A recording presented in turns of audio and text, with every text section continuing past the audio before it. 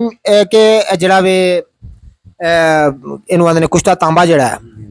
ਇਹ ਸੁਣਿਆ ਕੁਵਾਰਗੰਦ ਚ ਬੜਾ ਸੋਹਣਾ ਕੁਸ਼ਤਾ ਹੁੰਦਾ हाँ जी सुर्ख रंग दा हो जाता है च ਕੁਵਾਰਗੰਦਰ ਚ हाँ जी ਅੱਛਾ थोर च भी हो जाता है ਅੱਛਾ ਡੰਡਾ ਥੋੜ ਚ ਹੋ ਜਾਂਦਾ ਹੈ ਇਹਦੇ ਦੁੱਧ ਚ ਕਿਤੇ ਨੁਕਤੇ ਚ नुकते च दे दो भावें दुध च दे दो ਹੋ ਜਾਂਦਾ ਕੁਸ਼ਤਾ ਠੀਕ ਹੈ ਸਫੈਦ ਰੰਗ ਦਾ सफेद रंग दा ਤੇ ਕੰਮ ਕਰਦਾ ਹੈ काम भी कर ਅੱਛਾ ਹੁਣ ਬਾਬਾ ਜੀ ਅਸੀਂ ਗੱਲ ਕਰਾਂਗੇ ਅੱਜ ਗੱਲ ਆਪਣੇ ਦੋਸਤਾਂ ਬਾਬਾ ਨਾਲ ਕੁਸ਼ਤਾ ਸਾਜ਼ ਦੀ ਗੱਲ ਪੇ ਕਰਨੇ ਆ ਕੁਸ਼ਤਾ ਨੀਲਾ नीला ਜਿਹੜਾ ਕਿ ਤਾਂਬੇ ਦਾ ਹੀ ਰੰਗ ਹੁੰਦਾ ਹੈ ਇਹਦੇ ਬਾਰੇ ਕੋਈ ਗੱਲ ਦੱਸੋ ਇਹ ਜਨਾਬ ਬਲੀ ਤੁਸੀਂ ਉਹ ਕੀ ਇਹਦਾ ਨਾਂ ਹੈ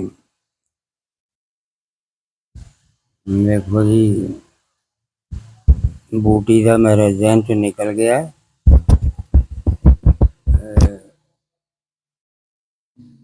ਬਰਮ ਡੰਡੀ ਵਾਂਗੂ ਹੁੰਦੀ ਆ ਬੂਟੀ ਅੱਛਾ ਤੇ ਉਹਦਾ